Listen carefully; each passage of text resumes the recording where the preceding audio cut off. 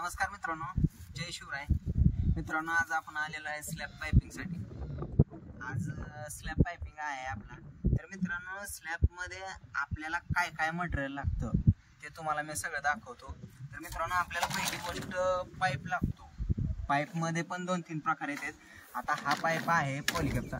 तुम्ही थोडा अलीकडे घे मोबाईल म्हणजे यांना समजेल. हा बघा मित्रांनो, पॉलीकॅप कंपनीचा पाईप आहे 25 mm आणि याची क्वालिटी HMS आहे, म्हणजे हाय क्वालिटी आहे.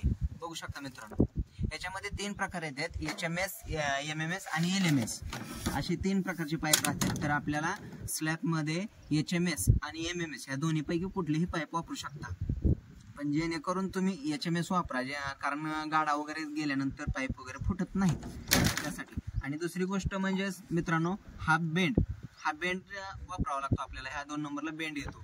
तर या ठिकाणी पण याची पण क्वालिटी चांगलीच घ्यायची, HMS किंवा MMS. त्यानंतर दुसरी गोष्ट, हा फॅन बॉक्स पण चांगल्या क्वालिटीचा पाहिजे, जेणेकरून एखादा गाडा वगैरे गेला किंवा कुणी पाय वगैरे दिला तरी काही ह्याला कारण म्हणजे तुटणार नाही, फुटणार नाही, असा फॅन बॉक्स घ्यावा लागतो आपल्याला.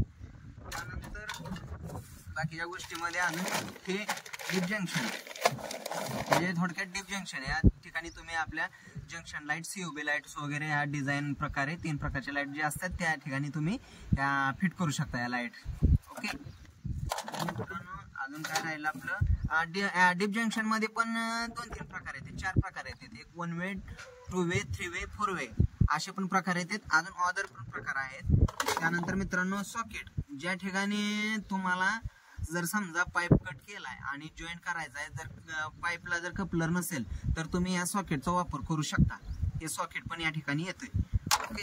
आणि दुसरी गोष्ट मित्रांनो, परत हा ब्राऊन टेपचा वापर काय, तर मित्रांनो, हा फॅन बॉक्स पॅक करण्यासाठी ब्राऊन टेप लावायचा, जेणेकरून याच्यामध्ये गिलावा जाणार नाही, म्हणजे माल जाणार नाही, सिमेंट खडीचं पाणी वगैरे जाणार नाही. आणि पाणी नाही गेलं तर ह्याच्यात काय दुष्परिणाम की पाईप ब्लॉक होतात वगैरे, ह्या सगळ्या गोष्टी ब्लॉक होते. तर तुम्ही ब्राऊन टेप व्यवस्थित प्रकारे मारला तर हा फॅन बॉक्स एकदम व्यवस्थितरित्या निघतो, स्वच्छ वगैरे.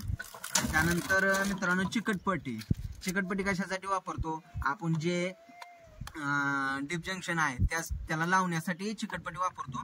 आणि दुसऱ्या कारणासाठी एक जे असतं, हा जो पाईप आहे जो इटकामामध्ये फिट करता, ज्यावेळेस ड्रॉप टाकता खाली, त्यावेळेस ह्या तोंडाला पण चिकटपट्टी लावत जावं, म्हणजे जेणेकरून यातून पाणी वरती जाणार नाही, याच्यासाठी पण चिकटपट्टीचा वापर केला जातो. आणि शेवटची म्हणजे सगळ्यात महत्वाचं मित्रांनो, सोल्युशन.